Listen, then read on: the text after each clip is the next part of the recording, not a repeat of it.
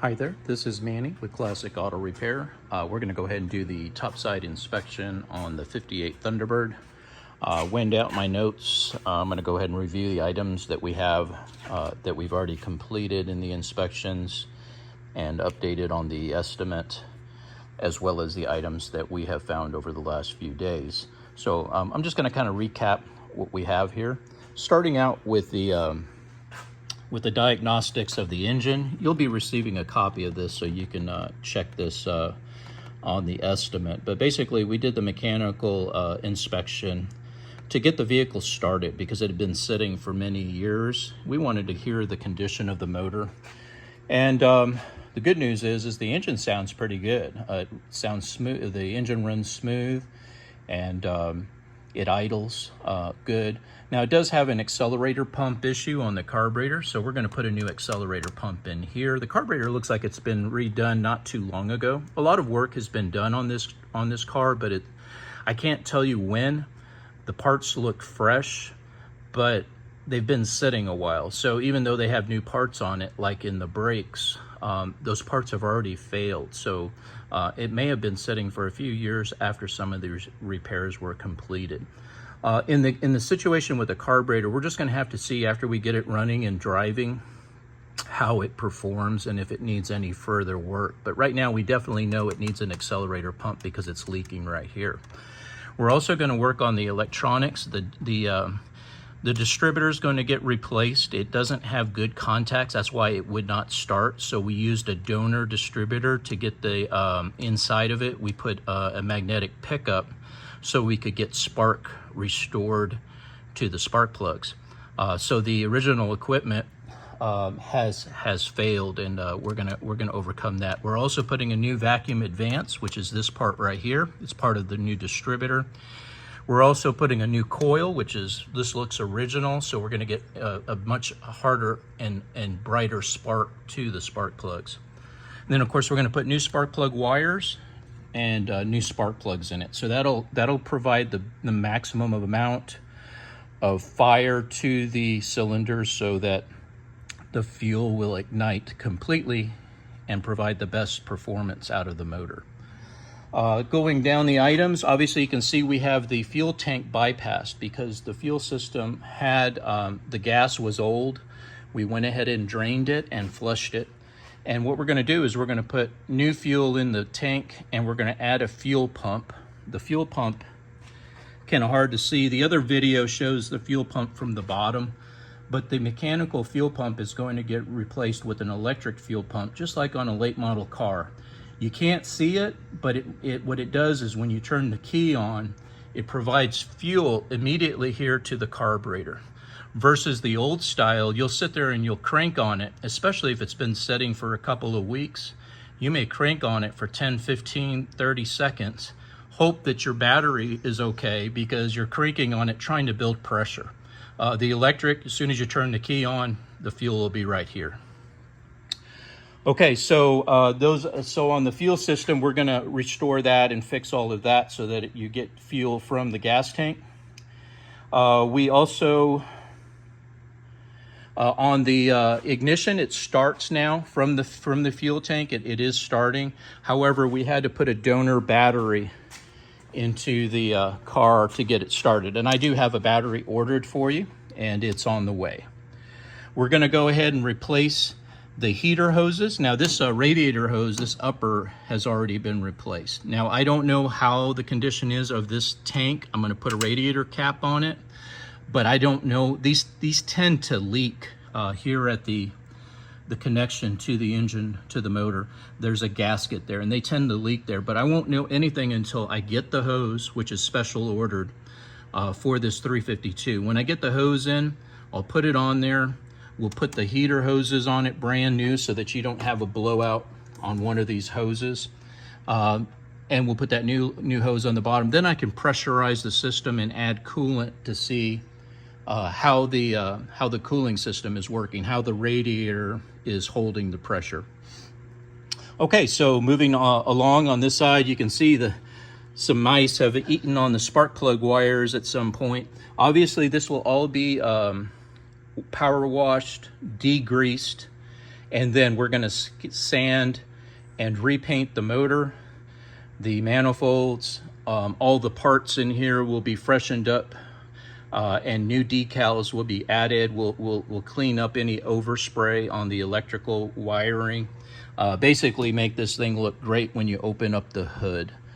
Down here, as I mentioned, was the generator on the other video. The generator, we have to test for power output. We won't be able to do that till we're a little bit further along on the cooling system.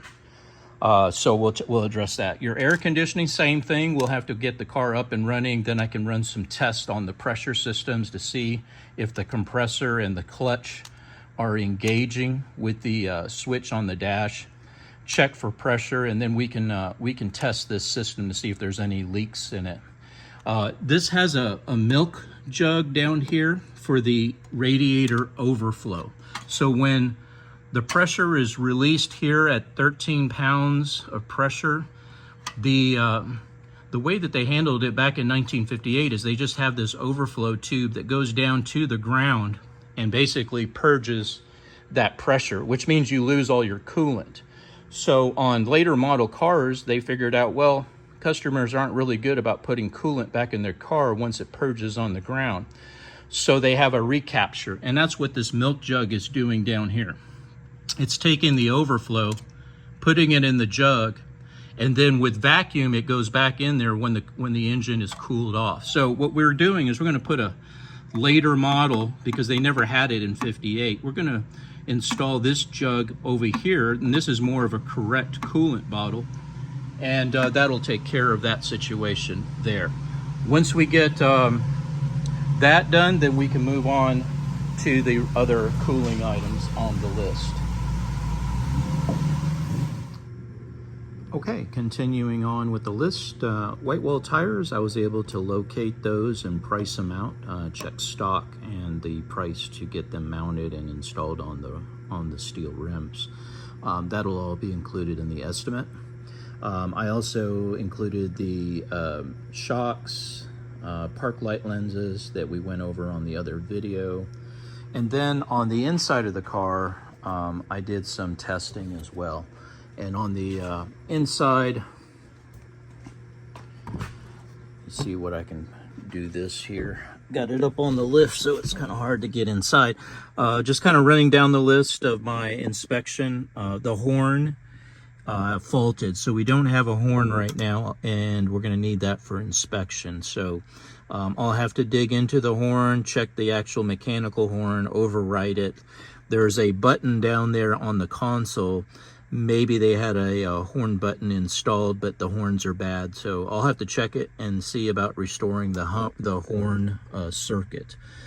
The speedometer, I will check during road testing. The gauges have been kind of need to be checked with some more gas added to the tank. It shows empty. Well, obviously it's empty right now because we have bypassed and drained the tank. Same with the temperature sender. I need to get the coolant in the car so I can see if the sending unit is working on your temperature side. Clock does not work. The gauges for oil and generator lights both come on. However, as I said about the generator, I need to test the regulator to see if it's charging the system. Okay, so let's see, moving down the list, the headlights, lighting circuits, the headlights checked out okay. Brake lights, I'll have to check when the brakes are completed. Turn signals work. Park light circuit works. Dome light works. No dash lights. So when the headlights are on, there's no illumination inside here. So need to check the headlight switch. Usually is the fault. There's a rheostat that burns up on them. There's also a fuse. I'll check both of those to see if it has power. Running down the list, the blower for the heater and air conditioning, the blower motor is working. I went through all the levers and cables on the control system here, and everything is operational, except I don't hear the clutch engaging when the air conditioning is turned on, so I'll have to check that as well. The good news is that the radio, AM radio, is working. The stem was stuck on the on the right side here for tuning, but I was able to get it to release, and the speaker here in the console is a good speaker, and it is working. So I was able to get some tunes to come out of there. I know you and I talked about putting a Bluetooth stereo and speaker. However, with the original working, you may opt to put those budget dollars somewhere else. I'll leave that up to you. I can go ahead and price out a upgraded AM/FM stereo that connects to your phone for streaming and making phone calls, as well as upgrading the speakers in this, just so that you have a price point in case you do want to go ahead and upgrade that as well. All right, so moving down the list, windshield wipers. This has a vacuum pump in 58, and so the wipers do move, but they need water on them. Basically, it's kind of a weak motor, and it's up under the dash. It's a very expensive repair. Normally what we do is we try to get the car up and running, check it with some water on it, but they are moving back and forth, just kind of a slow move. I don't know how much rain driving you're going to do in this vehicle, but again, something that we can look at for a later date. The inside windshield moldings, when I was sitting in the car, I noticed that they're pitted, and they need some steel wool and wax on them. That'll shine these back up, make them look really good, so that when you're sitting in the car, you don't see that rusted pitted molding that's right there in front of your face. We're going to go ahead and treat the kick panels and door panels, clean it up, make that bright white again, take off any of the staining that we can, and just kind of go over the whole interior. We're going to dye the carpeting to restore the black on it. It's kind of sun faded on the console, and that'll make it look as good as well. The seats, like I said, are in good shape. I wouldn't worry about the fact they're not original. They're pretty close. The only thing they're really missing are the pleats that go down horizontally. Seat belts look good. We have front seat belts on the car. Haven't pulled the back seats. Sometimes they fall back in the back. If they do have back seat belts, they'll be underneath the seat there. I haven't checked that yet. Let's see. So running down the list, let's see what else I've got. All right. Oh, the windows. That one right there is stuck. It probably needs some cleaning and lubrication. Hopefully the regulator's in okay shape, hasn't broken a gear or something. But it's very difficult to get to go up and down. So if you want me to, I can get in there, lubricate, clean everything, see if I can restore the up and down motion. This side over here seems to work just fine. It cranks down and goes up. Just probably needs a little lubrication as well. But that one over there is the problem. I checked the fronts, they work good. No problems there.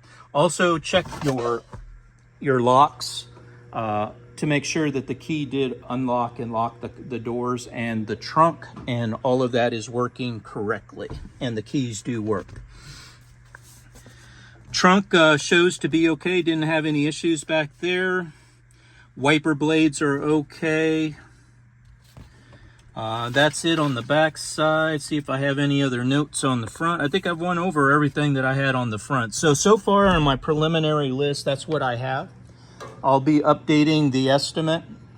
And as I run across parts, if I can find items that are available, I'll bring them to your attention. But this is a rare car. It's hard to find a lot of parts. So it's good that you have everything and it's in pretty good condition. Because it's just really been difficult to source some of these items for the repair list that I have. But like I said, we're making good progress. I've got a big box of parts sitting over there that are for your car. We'll start getting that master cylinder, brake parts, all that stuff installed on it so that we can get this thing moving around and stopping. It's you know, it's obviously we want to have good brakes on this thing, but after that point, we'll get up and start getting all the mechanicals done, and I'll keep providing you with updates as I proceed forward. Thanks for watching. This is Manny with Classic Auto Repair.